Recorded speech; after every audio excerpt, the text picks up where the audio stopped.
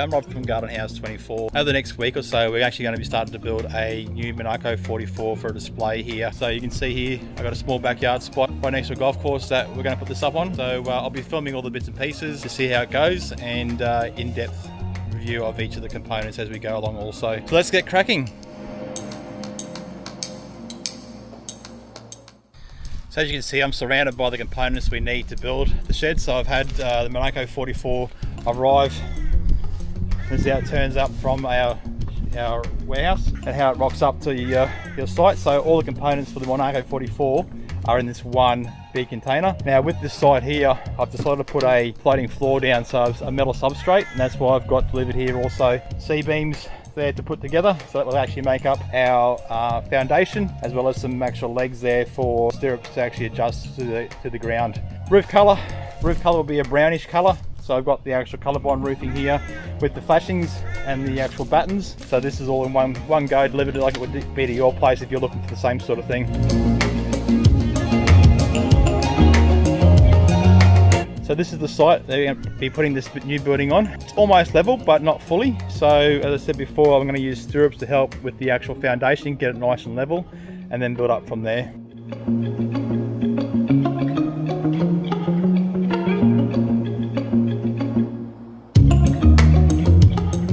I've actually laid out all the bearers and joists that we received from the supplier. So they've actually cut for us this front. This will be the actual sections that will break off, and they'll make the front patio joist section.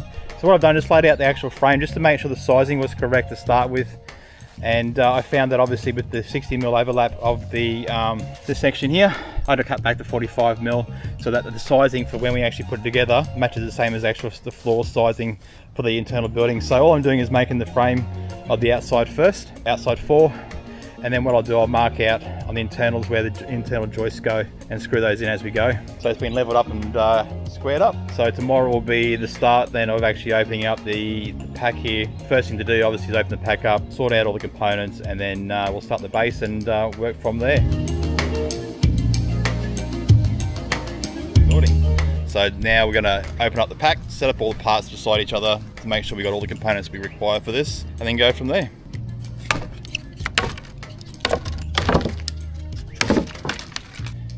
So I've kept the pack actually closed up until I've needed it. So I've just cut around the base.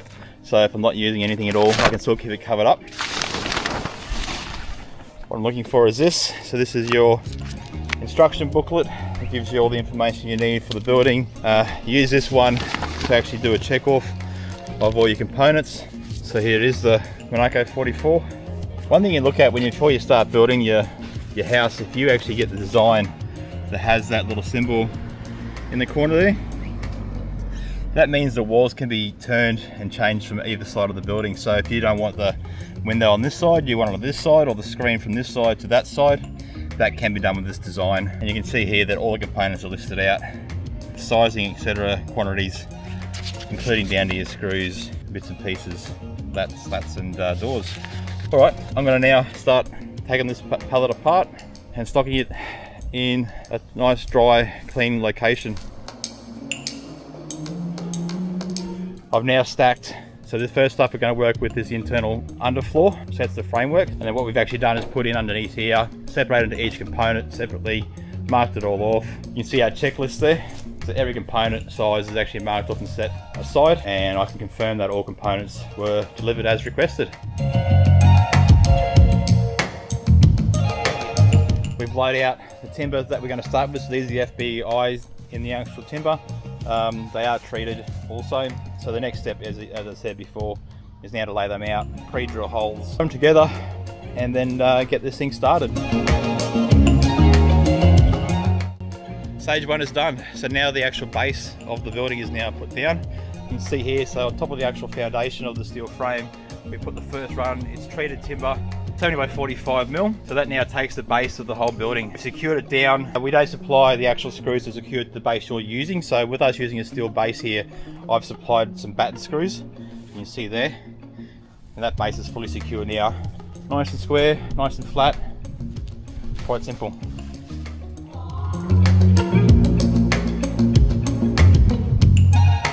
Alright, so now we're going to start the actual first runs of the actual building itself. These are the only ones that actually are screwed to the base, so we'll get these lined up and I'll put a bit of time lapse on so you can see it in production.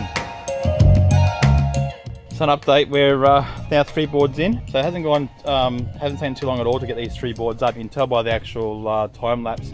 So this building is different to the other lap building. This is a screw together building, so you see the joins are actually done by screws, where other designs in our range have the actual laps in it. So focusing on the outside walls, firstly, this is where the front door will be. This is where the actual window will be on this corner here.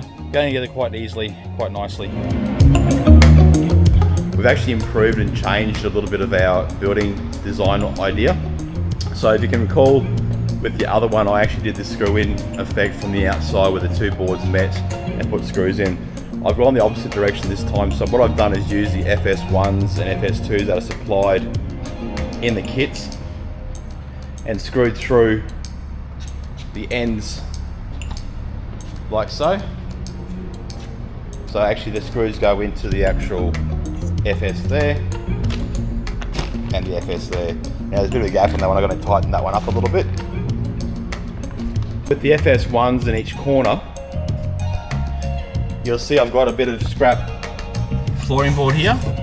Before I started to build the walls, I actually put the first row down, screw them together the old way, but then I put the actual bit of flooring underneath. So the FS1s, you can just see I've got a bit of clearance between the FS1 and FS2s and the floorboards. When you go to put your floors in at the end, you want to make sure that's happened so it makes life a bit easier.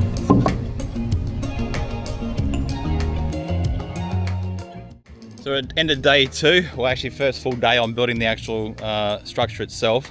So I spent the morning obviously sorting out the components first. That was the first priority. Did all that, and then now we've actually got a fair bit of the actual base finalised off. And then you can see the actual internals now, the walls up. So we're up 7 runs up on this already, which is fantastic. This is where the front door will be here. The 2 windows on that side there in the corner. And the frame is going up nicely. Even with the FS1s, FS2s being used, I've also used the other ones for the windows and door. Keep those bits all straight as you're going up too. And see the door ones here. You can see it there, you can see it there. So that's for the actual doors. So all it does is keep things nice and straight as you're going up.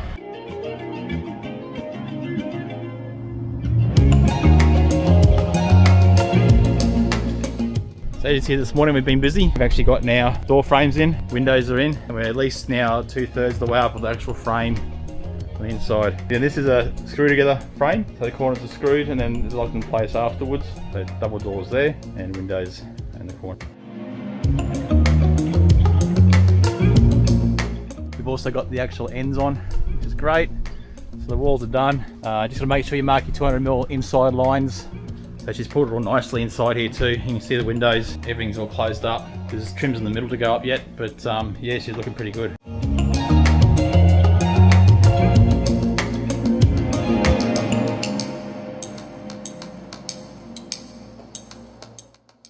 Spent about 6 hours on it today, so about 12 to 13 hours so far to this point for myself, and my son gave me a hand for a little bit. So for 2 people, or less than 1.5 people, not too bad going. Tomorrow I'll finish off the ceiling.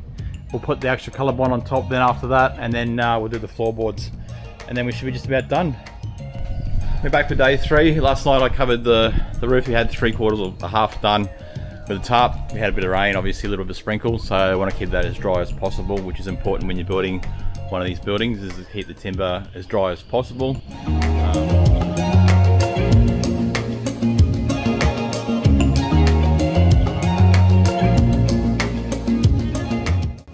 So now the doors have been fitted, as you can see here, and the windows have been set, so everything's been squared off now for the building. So I'm up to the stage now of actually laying the floor, so the last step is to put the floor in.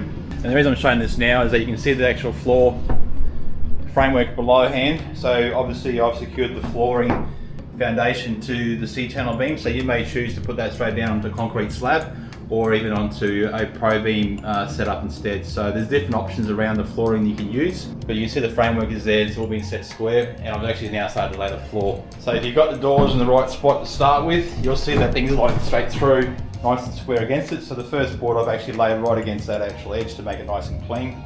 Keeps the dust out. It fits nicely under the actual jambs of the door on both sides too, and it runs through. So after this is all laid, then you put a skirting and board around the bottom to finish that off cleanly. So what I've done, I've just brought in a heap of boards behind here. I'll go and lay 3 or 4 at a time, secure them in place, and then nail them all with the nail gun. So I've actually used the nail gun being a little bit faster than what it is, and the nails are hidden a bit better too than what using glouts.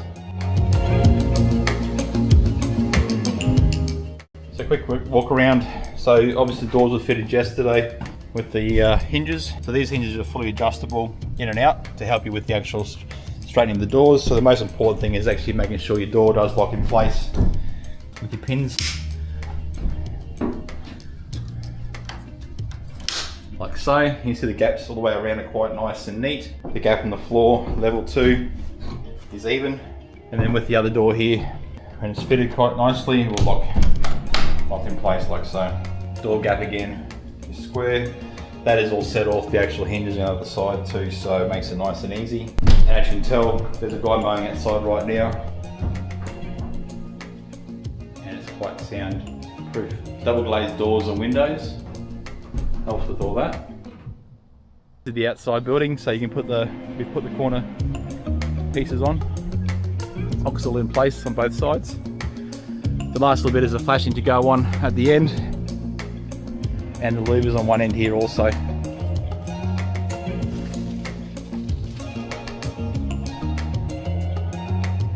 So you had a good day? You had a lot of fun playing? Speak. Really? Okay. Nice to know. So after a few weeks of finishing this lovely building you see behind me here, I'm just going to run through a few things that we didn't film during the actual take of the building. So one thing you'll notice on top, we've got a colour-one roof, dark colour. Now in normal circumstances, that's not included within the build itself. So we supply the building that you see in front of you, but the colour-one roof we leave off. And the reason we do that is if we supply a colour-one roof as part of the deal, normally it's the wrong colour or the wrong profile. So you can see here I've chosen a dark colour, but you might want a light colour, green, red, or even a cream colour. We can sort that out for you and add to the quote at the same time. You can also add the guttering if you need be.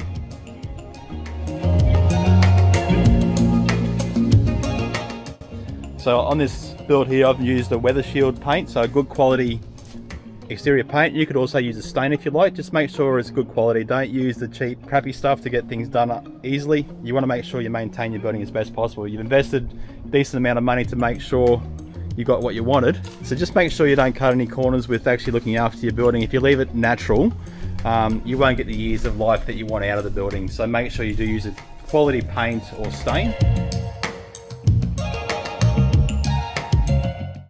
So let's have a look inside.